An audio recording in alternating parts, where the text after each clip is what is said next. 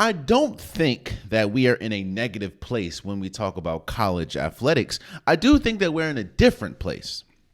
And you saw that with the national championship. Ohio State beating Notre Dame in the national championship. I think it was 34-23. Now, this conversation isn't solely on Ohio State and winning the national championship. That's obviously the cherry on top. I think it goes to the whole season and how Ohio State went from where they were in the beginning of the season to ultimately where they ended up, and how the where we are today in college athletics, mainly talking about football right now, we are seeing I'm not going to say dangers, I'm not going to say negative anything. We're seeing the impact of NIL. We're seeing the impact of, if you have the resources, you are going to have the players. That's how the world is. If you have the resources to pay your employees to get a better contract, to get a better deal, you're going to go with that deal. And that is probably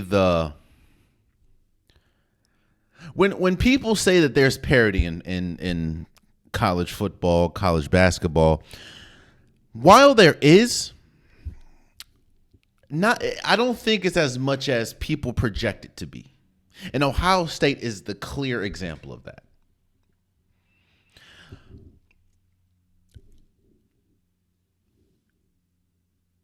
If you go to a bigger school, if you are a bigger school, you are going to have more resources. That's obvious. And nothing wrong with that, but that's just is what it is.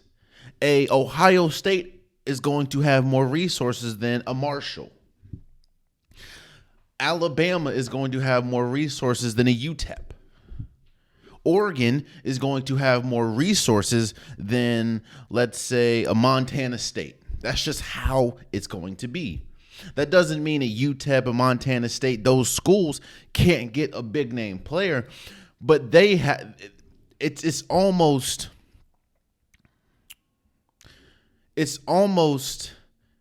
I'm not gonna say impossible, but it's more difficult, I'll say, for them to get it than an Ohio State.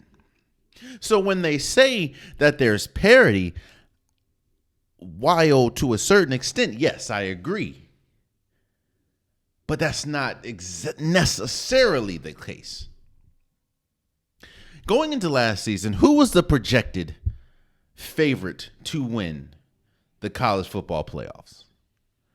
It wasn't Oregon. It wasn't Georgia. It wasn't Alabama. It was Ohio State. And why is that? Not because it's the great Ohio. No. It's because they had some of the most profitable NIL deals attached to their school, which is why you saw the litany of players transfer to Ohio State, stay at Ohio State, go to Ohio State. We all know I'm an Oregon fan.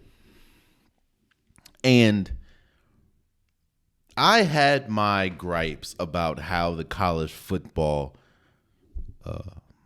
12-team playoff landed for the number one team going into the playoffs at the time. I didn't think it was fair. I think that there were tweaks that needs to happen. And I think that there should be more of a reward winning the number one seed. But in all intents and purposes, the 12-team college football playoff worked not to perfection, but worked. The desired goal of the NCAA was met with the 12-team college football playoffs. It brought excitement.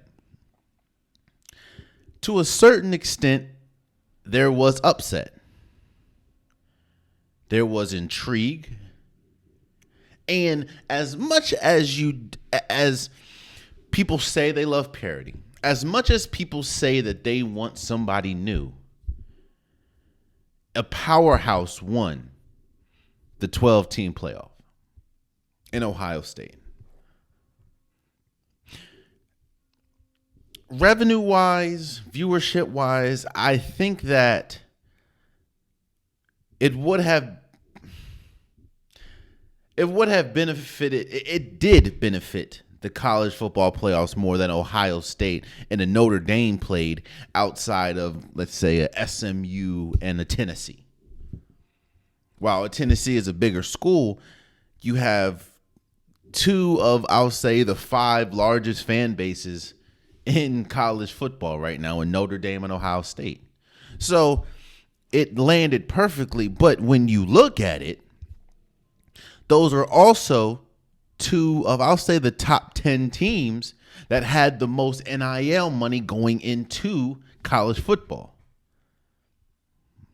In fact, most, outside of, I think, Bama, most of the teams that had the most NIL money going into the season was in the 12-team college football playoffs. Georgia, Texas, Oregon, Ohio State, Notre Dame.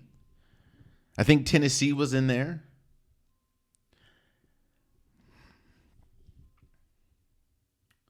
Again, we all know that I am a Oregon fan. And I'll be honest with you. Because for people that know me, they know that I'm a diehard homer, right? And I'm from Maryland, D.C. area. So obviously I love my Capitals. I love the Commanders. I love the Wizards, even though it's been tough sledding for the Wizards. Mystics, shouts out to them. I love my home team. And my dad's side of the family is from North Carolina. So my favorite team is the North Carolina Tar Heels. The team that I love more than any other team is the North Carolina Tar Heels, who is also going through a rough patch this season. We'll see how they go against Duke, but this is probably one of the first times in a while I do not have faith that the North Carolina Tar Heels are going to beat the other team in Carolina. So people ask, why am I an Oregon fan? And I'm going to keep it simple with you. People may not admit this, but I'm going to admit this. I'm an Oregon fan, football, not really basketball. I'm an Oregon football fan because of the jerseys. The jerseys got me. The jerseys got me. I like the jerseys. So because of that, and once I was younger and I was able to really start forming my allegiances and my alliances when it comes to these sports teams, the Oregon jerseys caught on to me. And I was just like, yo, those jerseys are tough. And then you had people like LeGarrette Blount and LaMichael James and Kenyon Barner and obviously Marcus Mariota. I was like, you know what? I'm an Oregon fan. So obviously I wanted Oregon to win the national championship, and I felt some type of way when they got the rare end of the stick when we talk about the college football playoffs. But I think I said, I don't know, I just went on that tangent, guys. I'm sorry. I'm a little rusty. I haven't podcasted in almost a month. But I think I said all that to say this. This 12-team college football playoff should have showed you that while there is some type of parity, which there is, you see an SMU make it, you see Arizona State get the 4th seed. There is some type of parity. Indiana makes it, and all of them had incredible seasons. Clemson made it. But the ending, the championship, should have showed you that while there is parity, money still rules sports. Money still rules college athletics.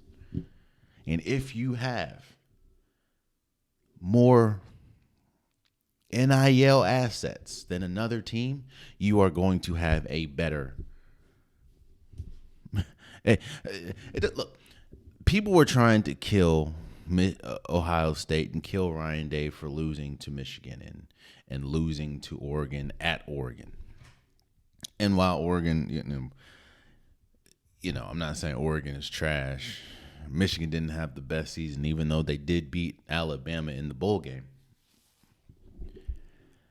The team that most people thought going into the college football season last year or this year is the one that won. And it's not because every other team was weak. It's because they had some of the most NIL opportunities attached to their school, which means it brought players that could or should have went somewhere else if there was more opportunity. So parity is a very interesting thing, and it brings on a very interesting conversation. Yes, there is an ounce of parity, but when we talk about the grand scheme of things, the powerhouses are always going to be the powerhouses because they always are going to have more resources than the lower level team. I'm not even going to say lower level, than teams that may not have the same amount of resources and same amount of donors, same amount of NIL deals backing them. And you saw that with the Ohio State Buckeyes. Congratulations to the Ohio State Buckeyes for winning the national championship. And while I'm not saying you shouldn't be shocked, and I'm not saying that just because they were the preseason number one, you shouldn't necessarily always think it's going to be the case, but we should not be shocked that with all this parity going on that has been talked about, a powerhouse school yet again wins the national championship. So congratulations to them. Oh, man, you stayed to the end of the video. I appreciate you. If you like what you saw, be sure to hit that subscribe button so you'll never miss any content from your boy. You can also go back and watch past episodes, past clips, and don't forget that the Unpopular Podcast, new episodes drop every Wednesday and Saturday. Appreciate you.